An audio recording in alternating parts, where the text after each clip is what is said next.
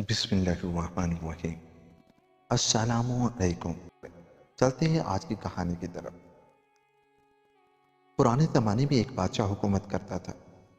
یہ بادشاہ بڑا ذہین اور عقل مند، اور اس کی ذہانت اور عقل مندی پورے ملک میں مشہور تھی۔ کوئی چیز ایسی نہ تھی جس کے بارے میں وہ جانتا نہ ہو، یہاں تک کہ انتہائی خفیہ باتوں سے بھی پوری طرح آگاہ ہوتا تھا۔ اسے یہ بھی معلوم تھا کہ فضا میں کیا ہو رہا ہے اور پرندے آپس میں کیا باتیں کرتے ہیں۔ اس بادشاہ کی ایک عجیب غریب عادت تھی، اور وہ یہ کہ ہر دوپہر جب وہ کھانا کھا چکتا اور ہر شخص وہاں سے چلا جاتا تو اس کا ایک بااعتماد ملازم ایک کاب لے کر آتا جو اوپر سے اچھی طرح ڈھکی ہوتی تھی۔ ملازم ایک عرصے سے روزانہ یہ کاب لے کر آتا تھا، لیکن وہ اس کے بارے میں کچھ نہیں جانتا تھا کہ اس میں کیا ہوتا ہے۔ اسے بادشاہ کا حکم تھا کہ ڈھکنا اٹھا کر نہ دیکھے، اس لیے اسے بھی دوسروں کی طرح کاب کے متعلق کچھ علم نہ تھا۔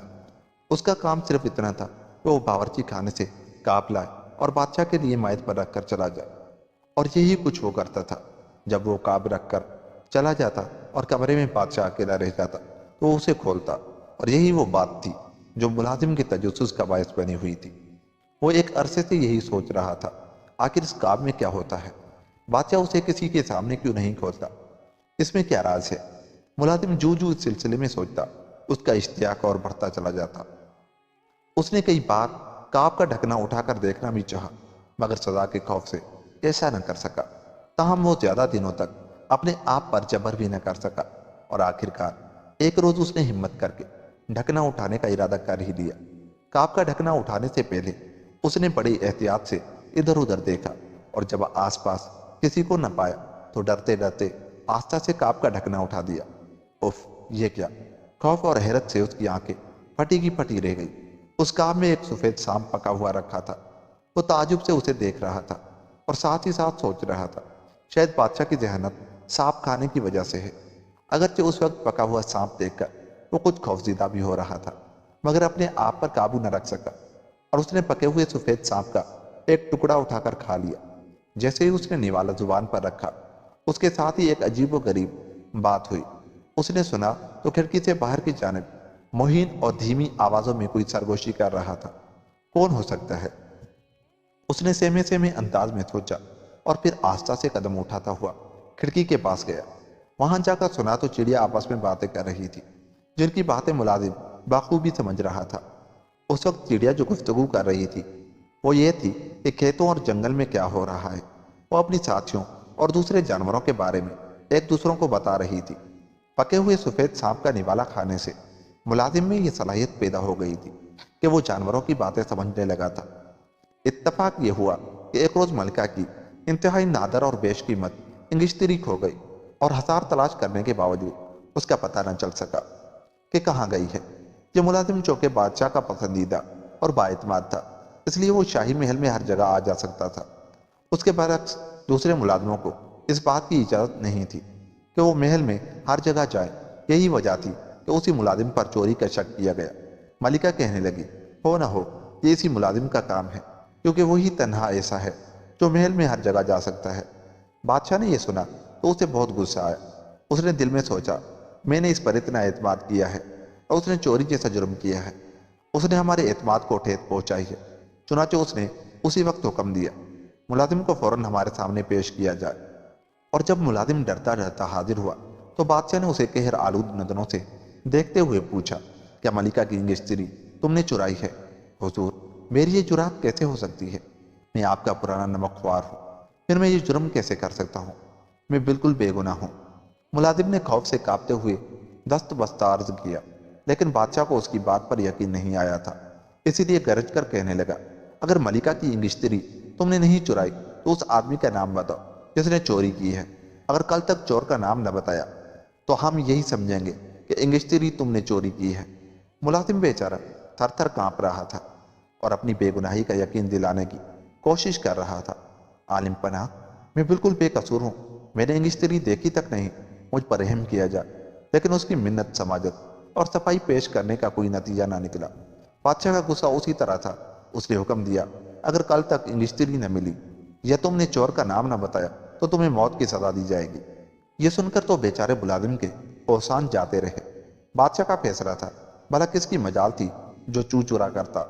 अब वो अपनी बेगुनाही साबित करने के लिए मजीद इसरार भी नहीं कर सकता था। यही वजह थी तो वो मायूस होकर महल के अहाते में आ गया और एक चश्मे के किनारे बैठकर सोचने लगा, मैं इस मुसीबत से कैसे निजात हासिल करूं। अगर कल तक इंगेश्तरी न मिल सकी तो मेरी मौत यकीनी है। करना खुदा का ऐसा हुआ कि वो जिस चश्मे के किनारे बैठा शिशो पंज में गिरफ्तार था, उसमें चंद बतखें तैर रही थी। उस वक्त वो पर फड़फड़ाते हुए और पानी में गोते लगाते हुए आपस में बातें कर रही थी।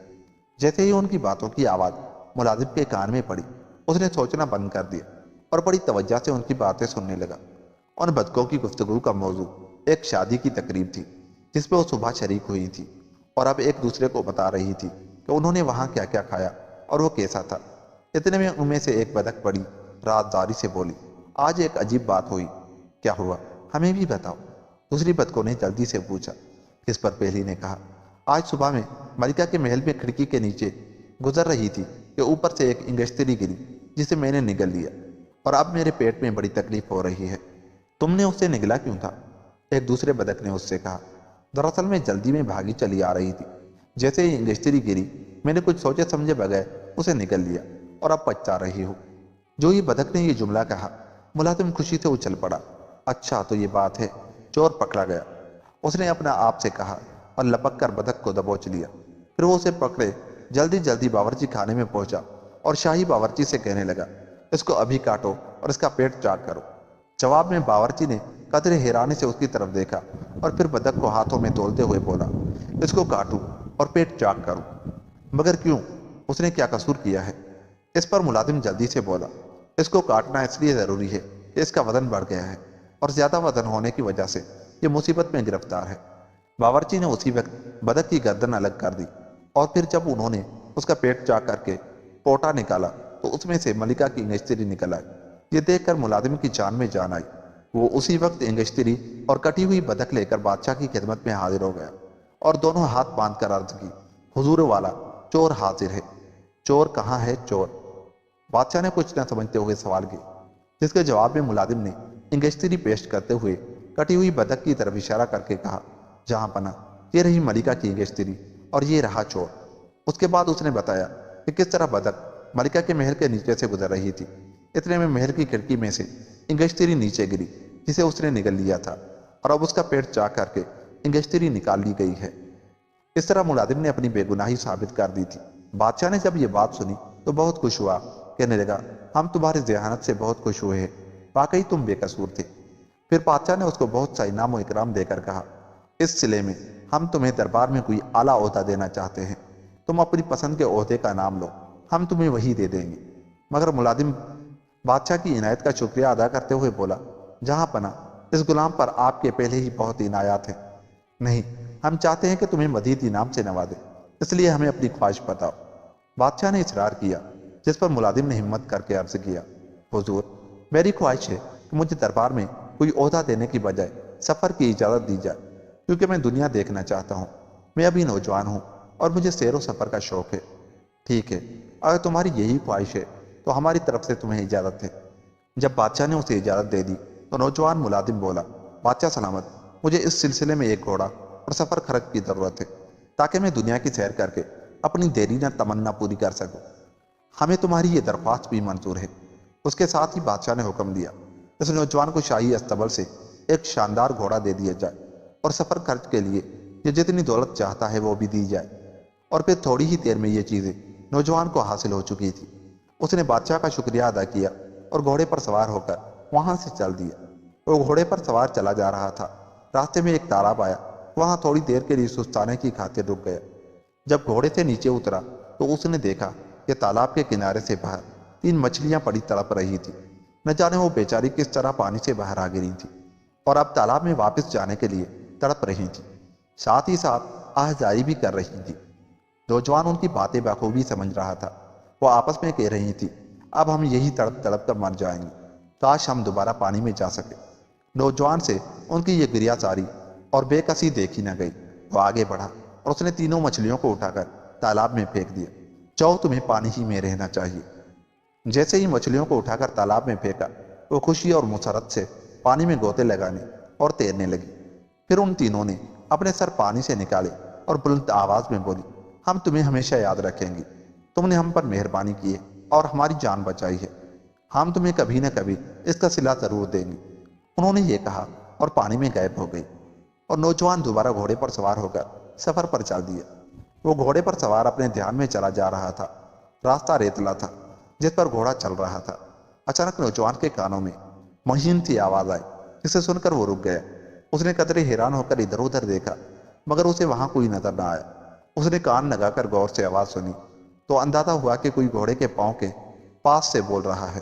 یہ چوٹیوں کے بادشاہ کی آواز تھی، جو شکایت کے لہجے میں کہہ رہا تھا، کیا ہی اچھا ہو جو لوگ اپنے بڑے بڑے جانوروں سے ہمیں بچاتے ہوئے گزرے۔ بے وقوف اور ظالم گھوڑا اپنی بھاری سموں سے ہمیں رونتا ہوا جا رہا ہے۔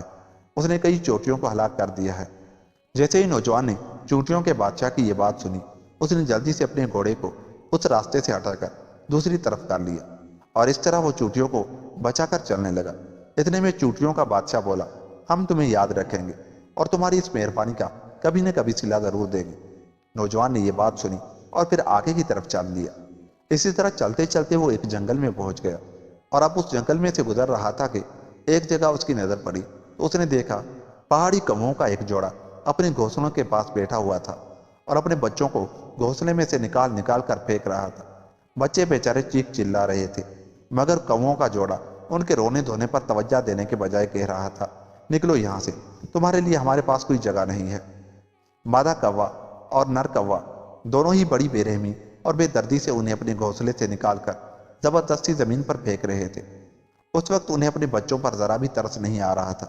ادھر بچے تھے کہ زمین پر پڑے پڑے پر پھڑپڑاتے ہوئے رو رہے تھے، ہم بے بس ہیں، ہم تو اڑ بھی نہیں سکتے، پھر اپنے کھانے کا بندوبست کیسے کریں گے؟ ان کی آہذاری دل دہلا دینے والی تھی۔ واقعی وہ بے بس تھے، بیچارے روتے اور بلکتے ہوئے کہہ رہے تھے، اب اس کے سوا ہمارے لیے کچھ نہیں رہا کہ ہم بھوک سے تڑپ تڑپ کر یہیں دم توڑ دیں۔ نوجوان کو ان بچوں پر بہت رحم آیا۔ وہ اپنے گھوڑے سے نیچے اترا اور کھڑے ہو کر سوچنے لگا۔ پھر اس نے اپنی تلوار نکالی اور گھوڑے کے ٹکڑے کر کے ان کے کھانے کے لیے ڈال دیے۔ بچے تو پہلے ہی بھوک سے بری طرح بلک رہے تھے۔ جو ہی انہوں نے گوشت دیکھا، وہ چونچوں سے نوچنے لگے تاکہ اپنا پیٹ بھرے۔ جب نوجوان وہاں سے چلنے لگا تو انہوں نے ممنون نظروں سے اس کی طرف دیکھا اور بولے، ہم تمہیں یاد رکھیں گے، تم نے ہماری جان بچائی ہے، کبھی نہ کبھی ہم اس کا صلہ ضرور دیں گے۔ نوجوان نے اپنا گھوڑا تو ہلاک کر دیا تھا، لہذا اب وہ پیدل سفر پر چل دیا اور چلتا چلاتا ایک بڑے شہر میں پہنچ گیا۔ وہاں پہنچ کر اس نے دیکھا تو بازاروں میں بڑا ہجوم تھا اور شور ہو رہا تھا۔ وہ بڑا حیران ہوا اور آگے بڑھ کر لوگوں سے پوچھنے لگا، یہاں لوگ کیوں جمع ہیں اور یہ اس قدر شور کیوں ہے؟ جواب میں بعض نے اسے بڑی تعجب سے دیکھا اور پوچھنے لگے، کیا تمہیں نہیں معلوم؟ کیا تم اجنبی ہو؟ ہاں، میں ایک مسافر ہوں، اس لیے مجھے نہیں معلوم کہ لوگ یہاں کیوں جمع ہیں۔ اس نے اپنی لا علمی کا اظہار کرتے ہوئے کہا۔ اس پر لوگوں نے بتایا، شہزادی اپنے شوہر کا انتخاب کرنے والی ہے، جو نوجوان شہزادی کی شرائط پوری کرے گا اس سے اس کی شادی ہو جائے گی اور اس طرح وہ تخت کا وارث بھی بن جائے گا۔ نوجوان نے جب یہ بات سنی تو اس کو دلچسپی پیدا ہوئی اور وہ بھی اس ہجوم میں ایک طرف کھڑا ہو گیا۔ اتنے میں آدمیوں کے ریلے کو ہٹاتے ہوئے چند شاہی خادم آئے اور انہوں نے اعلان کیا، سنو اور غور سے سنو، شہزادی اپنے لیے شوہر کا انتخاب کرنے والی ہے۔ یہ سنتے ہی تمام لوگ شاہی اعلان کرنے والے گھوڑ سواروں کی طرف متوجہ ہو گئے اور بڑے اشتیاق سے اعلان سننے لگ گئے۔ مجمع میں جو وجیہ خوبصورت اور نوجوان تھے، ان کی دلچسپی کہیں زیادہ تھی۔ ہر نوجوان کی تمنا تھی کہ شہزادی اس کا انتخاب کرے، اس لیے نوجوان آگے بڑھ بڑھ کر اعلان سننے کی کوشش کر رہے تھے۔ سب لوگ منتظر تھے کہ شاہی اعلان چی کیا کہتے ہیں، کہ اتنے میں انہوں نے اعلان کیا، شہزادی کو نوجوان حاصل کر سکے گا جو ایک مشکل امتحان میں کامیاب ہوگا، اور اگر وہ اس امتحان میں ناکام رہا تو اس کا سر قلم کر دیا جائے گا۔ جیسے ہی یہ اعلان ہوا، لوگ آپس میں چے میں گوئیاں کرنے لگے اور ایک دوسرے سے پوچھنے لگے، وہ امتحان کیا ہے جس میں کامیابی شرط ہے؟ مگر کسی کو اس بارے میں علم نہ تھا۔ اس کے باوجود کئی نوجوان شہزادی کو حاصل کرنے کے شوق میں مشکل سے مشکل امتحان سے گزرنے کے لیے تیار تھے، اور پھر اسی کوشش میں کئی لوگ اپنی جان گنوا بیٹھے۔ جو بھی جاتا تھا پھر واپس نہ آتا، گویا شہزادی کو حاصل کرنا موت کے منہ میں جانا تھا۔ یہ دیکھ کر بہت سے لوگ نے اپنا ارادہ ترک کر دیا۔ سیاحت کے لیے آنے والے نوجوان کا ارادہ بھی بدل رہا تھا، مگر جب اس نے شہزادی کا حسن دیکھا تو اس میں ہمت پیدا ہو گئی۔ شہزادی اس قدر حسین و جمیل تھی کہ آج تک اس نے ایسی خوبصورت لڑکی نہ دیکھی تھی۔ وہ اسے دیکھتے ہی اس قدر فریفتہ ہو گیا کہ ہر امتحان سے گزرنے کے لیے تیار ہو گیا تھا۔ تھوڑی دیر پہلے اس کے دل میں موت کا جو خوف پیدا ہو گیا تھا، اس نے اس کی بھی پرواہ نہ کی اور بادشاہ کے حضور میں پیش ہو گیا، جہاں شہزادی بھی موجود تھی۔ جہاں پناہ، میں شہزادی کا امیدوار ہوں۔ اس نے سر جھکا کر عرض کیا۔ بادشاہ نے اسے ایک نظر سر سے پاؤں تک دیکھا اور پھر کہا، لیکن اس کے لیے تمہیں ایک مشکل امتحان سے گزرنا ہوگا۔ حضور والا، میں تیار ہوں۔ تمہیں یہ بھی معلوم ہونا چاہیے کہ تم سے پہلے کئی نوجوان اپنی جان سے ہاتھ دھو بیٹھے ہیں۔ مجھے اس کا علم ہے حضور۔ اے نوجوان، اچھی طرح سوچ سمجھ لو، ابھی وقت ہے۔ بادشاہ کو اس کی نوجوانی پر ترس آ رہا تھا، اور شہزادی بھی اسے بڑے غور سے دیکھ رہی تھی اور سوچ رہی تھی کہ یہ ناحق موت کے منہ میں جا رہا ہے۔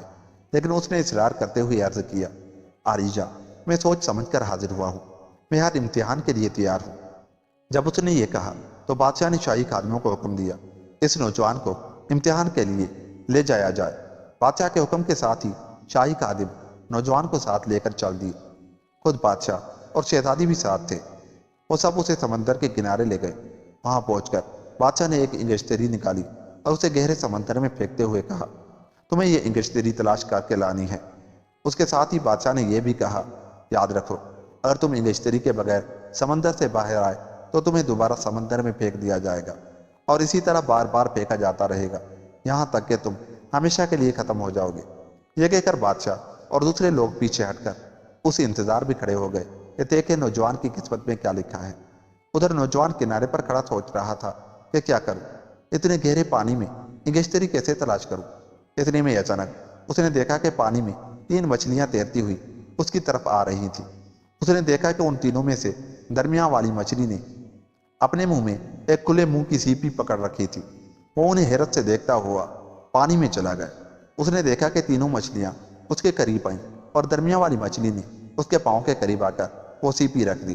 پھر اس سے کہنے لگی، ہم وہی مچھلیاں ہیں جن کو تم نے دوبارہ تالاب میں پھینک کر ہماری جان بچائی تھی۔ اس نوجوان کو اپنی آنکھوں پر یقین نہیں آ رہا تھا۔ وہ تعجب سے ان چھوٹی چھوٹی مچھلیوں کو دیکھ رہا تھا۔ خدا حافظ، ان تینوں نے یہ کہا اور پھر سے پانی میں غائب ہو گئی۔ اس نے جھک کر وہ سیپی اٹھا لی اور اسے کھول کر دیکھا تو اس میں وہ انگشتری موجود تھی جو بادشاہ نے سمندر میں پھینکی تھی۔ یہ دیکھ کر وہ نہال ہو گیا اور خوشی خوشی بادشاہ کے پاس آ کر انگشتری پیش کرتے ہوئے بولا، آریجا، انگشتری حاضر ہے۔ بادشاہ نے انگشتری دیکھی، اسے پہچانا تو واقعی وہی تھی جو اس نے خود پھینکی تھی۔ اسے بڑا تعجب ہوا، اپنے دل میں سوچنے لگا، یہ کیسے ممکن ہے؟ مگر اس وقت تو یہ ممکن ہو چکا تھا اور انگشتری اس کے ہاتھ میں تھی۔ بادشاہ کچھ سوچ میں تھا کہ نوجوان نے جھک کر عرض کیا، بادشاہ سلامت، میں نے شرط پوری کر دی ہے۔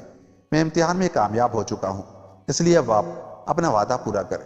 بادشاہ اپنے وعدے پر قائم تھا اور اسے پورا بھی کرنا چاہتا تھا، لیکن جب شہزادی کو نوجوان کی حیثیت کا علم ہوا اور پتہ چلا کہ وہ اس کی طرح کسی شاہی خاندان کا نہیں ہے تو وہ اپنے عہد سے پھرنے لگی۔ اس نے کہا، اگر یہ نوجوان مجھے حاصل کرنا چاہتا ہے تو اسے ایک اور امتحان میں بھی کامیاب ہونا پڑے گا۔ شہزادی کو یقین تھا کہ نوجوان دوسری شرط پوری نہیں کر سکے گا۔ دوسرے لوگوں کا بھی یہی خیال تھا کہ ایک مشکل امتحان میں تو وہ کامیاب ہو گیا ہے، لیکن دوسرے میں اس کی موت یقینی ہے۔ یہی کچھ سوچ کر اس کی جوانی پر افسوس کر رہے تھے، مگر نوجوان نے اسی طرح سر جھکا کر ادب سے عرض کیا، میں اس کے لیے بھی تیار ہوں۔ چنانچہ شہزادی اسے اپنے باغ میں لے گئی۔ اس نے باجرے سے بھرے ہوئے 10 تھیلے منگوائے اور انہیں باغ میں اگی ہوئی گھاس پر ادھر ادھر بکھیر دیا۔ پھر کہنے لگی، کل طلوع آفتاب سے پہلے پہلے تمہیں باجرے کا ایک ایک دانہ چن کر دوبارہ ان تھیلوں میں بھرنا ہوگا۔ اس کے ساتھ ہی اس نے تاکید کی، یاد رکھو، ایک دانہ بھی کہیں باقی نہیں رہنا چاہیے، اگر ایسا ہوا تو تمہیں موت کی سزا دی جائے گی۔ یہ کہہ کر وہ چلی گئی اور نوجوان حیران و پریشان کھڑا سوچتا رہ گیا۔ اس وقت شام ہو چکی تھی اور اندھیرا پھیل رہا تھا۔ اس کی سمجھ میں نہیں آ رہا تھا کہ یہ کیسے ممکن ہو سکتا ہے، میں صبح تک باجرے کا ایک ایک دانہ چن کر تھیلوں میں ڈال دوں، مگر اس کے سوا اب اس کے لیے کوئی چارہ بھی نہ تھا۔ انکار کرتا جب بھی موت تھی۔ اسی شش و پنج میں وہ اداس ہو کر سر پکڑ کر بیٹھ گیا اور اپنے آپ سے کہنے لگا، پہلے تو مجھے مچھلیوں نے بچا دیا تھا، لیکن اب موت یقینی ہے۔ وہ اسی ادھیڑ پن میں سر پکڑے اداس بیٹھا تھا، یہاں تک کہ رات گزر گئی اور صبح کی کرنیں پھیلنے لگی۔ جیسے ہی روشنی پھیلی، نوجوان نے بڑی حیرانی سے ادھر ادھر نظریں دوڑائی۔ اس کی سمجھ میں کچھ نہیں آ رہا تھا۔ وہ دیکھ رہا تھا کہ 10 کے 10 تھیلے باجرے سے بھرے ہوئے تھے اور دور و نزدیک گھاس پہ ایک دانہ بھی باقی دکھائی نہیں دے رہا تھا۔ حیرت زدہ ہو کر سوچنے لگا، یہ سب کچھ کیسے ہو گیا؟ شاید وہ اسی طرح کچھ دیر اور حیران بیٹھا رہتا کہ اتنے میں قریب ہی سے مہین سی آواز آئی، ہمیں پتہ چلا تھا کہ تم مصیبت میں گرفتار ہو، اس لیے رات ہزاروں کی تعداد میں چوٹیاں آئی اور باجرے کا ایک ایک دانہ اٹھا کر تھیلے میں بھر دیا۔ اب ایک دانہ بھی ادھر ادھر باقی نہیں بچا۔ اس نے دیکھا تو وہ چوٹیوں کا بادشاہ تھا جن کی جان بچانے کے لیے اس نے گھوڑے کا راستہ بدل لیا تھا۔ تم نے ہماری جان بچائی تھی، اب تمہاری مدد کرنا ہمارا فرض تھا، چونٹیوں کے بادشاہ نے مزید کہا، اور بیشتر اس کے کہ وہ اس کا شکریہ ادا کرتا۔ وہ جلدی سے بولا، خدا حافظ، اور گھاس میں غائب ہو گیا۔ دوسری طرف جب صبح ہوئی تو شہزادی اور بادشاہ یہ دیکھنے کے لیے آئے کہ نوجوان امتحان میں پورا اترا ہے یا نہیں۔ وہ دونوں اپنی جگہ مطمئن تھے کہ یہ کام نوجوان کے بس کا نہیں ہے، لیکن وہ باغ میں پہنچے تو حیرت سے ان کی آنکھیں پھٹی کی پھٹی رہ گئی۔ یہ کیا، یہ سب کیسے ہو گیا؟ شہزادی تعجب سے بولی، تعجب ہے، اپنی آنکھوں پر یقین نہیں آ رہا۔ بادشاہ بھی حیران کھڑا تھا۔ دونوں کے سامنے 10 کے 10 تھیلے باجرے کے بھرے ہوئے رکھے تھے اور ایک دانہ بھی ادھر ادھر کہیں نظر نہ آ رہا تھا۔ انہوں نے چاروں طرف نظریں دوڑا کر دیکھا مگر انہیں ایک دانہ بھی کہیں نہ مل سکا۔ بادشاہ نے تعجب سے نوجوان کی طرف دیکھا تو وہ بولا، بادشاہ سلامت، میں نے شرط پوری کر دی ہے، میں اس امتحان میں بھی کامیاب ہو گیا ہوں، اس لیے اب آپ اپنا وعدہ پورا کریں۔ اب تو بادشاہ واقعی اپنا عہد پورا کرنے پر بالکل تیار تھا، مگر شہزادی پھر اپنے وعدے سے مکر گئی اور کہنے لگی، اگرچہ نوجوان نے میری دونوں شرطیں پوری کر دی ہیں، وہ دونوں امتحانوں میں کامیاب رہا، لیکن کیا؟ بادشاہ نے شہزادی کی بات کاٹ کر پوچھا۔ لیکن یہ کہ میں اس وقت تک اس سے شادی نہیں کروں گی جب تک یہ میری تیسری شرط پوری نہیں کرتا۔ شہزادی، وہ شرط کیا ہے؟ نوجوان نے سوال کیا۔ اس پر شہزادی کہنے لگی، جب تک تم میرے لیے زندگی کے درخت سے سونے کا ایک سیب توڑ کر نہیں لاؤ گے، اس وقت تک میں تم سے شادی نہیں کروں گی۔ میں یہ شرط بھی پوری کرنے کے لیے تیار ہوں۔ نوجوان نے بغیر سوچے سمجھے جواب دیا، حالانکہ اسے کچھ معلوم نہیں تھا کہ زندگی کا درخت کہاں ہے اور وہاں تک جانے کا کون سا راستہ ہے۔ ٹھیک ہے، شہزادی بولی، اگر تم زندگی کے درخت سے ایک سیب توڑ کر لے آئے تو میں وعدہ کرتی ہوں کہ تم سے شادی کر لوں گی، اور اگر تم اس میں ناکام ہو گئے تو اپنی زندگی کی امید نہ رکھنا، مجھے منظور ہے۔ نوجوان نے یہ کہا اور وہاں سے چل دیا۔ لیکن وہ جاتا کہاں؟ اسے تو کچھ بھی نہیں معلوم تھا کہ زندگی کا درخت کہاں ہے، پھر وہ کہاں جائے۔ بہر صورت وہ چلتا رہا، ایک شہر سے دوسرے شہر اور ایک ملک سے دوسرے ملک۔ اسی طرح سفر کرتا ہوا وہ 3 ملکوں کی خاک چان چکا تھا اور اب بالکل مایوس ہو چکا تھا۔ زندگی کا درخت ملنے کی امید دم توڑ رہی تھی۔ وہ اسی مایوسی کے عالم میں سفر کرتا کراتا ایک جنگل میں پہنچ گیا۔ اس وقت وہ سفر کرتے کرتے نڈھال ہو چکا تھا۔ اپنے آپ سے کہنے لگا، اب زندہ بچنا ناممکن ہے۔ چنانچہ وہ تھک ہار کے ایک درخت کے نیچے لیٹ گیا اور لیٹتے ہی گہری نیند سو گیا۔ اس طرح وہ بے خبر سو رہا تھا کہ اچانک درخت پر ٹہنیوں کے ہلنے کی زور زور کی آواز آئی اور اس کے ساتھ ہی ایک سونے کا سیب اس پر گرا۔ وہ ہڑبڑا کر اٹھ بیٹھا، دیکھا تو سونے کا سیب اس کے پاس ہی پڑا تھا۔ اتنے میں درخت سے 3 پہاڑی کوے اڑ کر نیچے آئے اور اس کے پاس آ کر بیٹھ گئے۔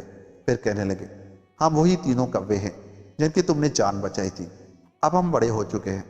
نوجوان حیرت اور خوشی کے ملے جلے جذبات میں انہیں دیکھ رہا تھا کہ وہ بولے، ہمیں پتہ چلا تھا کہ تم مصیبت میں ہو اور تمہیں زندگی کے درخت سے سونے کے سیب کی ضرورت ہے۔ چنانچہ ہم اڑتے ہوئے سمندر کی دوسری طرف دنیا کے آخری کنارے تک گئے جہاں زندگی کے درخت اگتے ہیں، اور پھر تمہارے لیے سونے کا یہ سیب توڑ کر لیا۔ نوجوان نے یہ سنا تو اس کی مسرت کا کوئی ٹھکانہ نہیں رہا۔ اس نے ممنون نظروں سے تینوں پہاڑی کووں کی طرف دیکھا اور بولا، تمہارا شکریہ، یہ تم نے میری جان بچا دی۔ تم نے بھی تو ہماری جان بچائی تھی، انہوں نے جواب دیا، اور پھر خدا حافظ کہہ کر اڑ گئے۔ نوجوان نے جلدی سے سونے کا سیب سنبھالا اور واپس شہزادی کی طرف روانہ ہو گیا۔ اس طرح ہفتوں کا سفر دنوں میں اور دنوں کا سفر گھنٹوں میں طے کرتا ہوا وہ واپس پہنچ گیا۔ وہاں جا کر سیدھا بادشاہ کے حضور پیش ہوا اور سیب پیش کرتے ہوئے بولا، حضور، یہ رہا زندگی کے درخت کا سونے کا سیب۔ بادشاہ نے سیب دیکھا تو بہت خوش ہوا، وہ نوجوان کی ہمت اور جوان مرضی سے بہت خوش تھا۔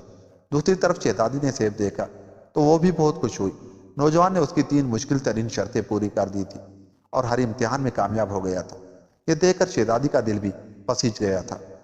اب وہ اسے مزید امتحان میں ڈالنا نہیں چاہتی تھی۔ دراصل زندگی کے درخت کے سیب نے اس کے دل میں نوجوان کے لیے ہمدردی اور محبت کا جذبہ پیدا کر دیا تھا۔ چنانچہ ان دونوں کی بڑی دھوم دھام سے شادی ہو گئی اور وہ زندگی کے آخری لمحوں تک ہنسی خوشی زندہ رہے، یہاں تک کہ مزوں کو کرکرا کرنے والی موت آ گئی اور یوں یہ کہانی ختم ہوئی۔ دوستو، اگر آپ کو ہماری یہ کہانی اچھی لگی تو ایسی ہی کہانیوں کے لیے ہمارے چینل کو سبسکرائب کر کے آپ بھی ہمارا حصہ بن جائیں۔ ملتے ہیں کسی ایسی ہی کہانی کے ساتھ، تب تک کے لیے خدا حافظ۔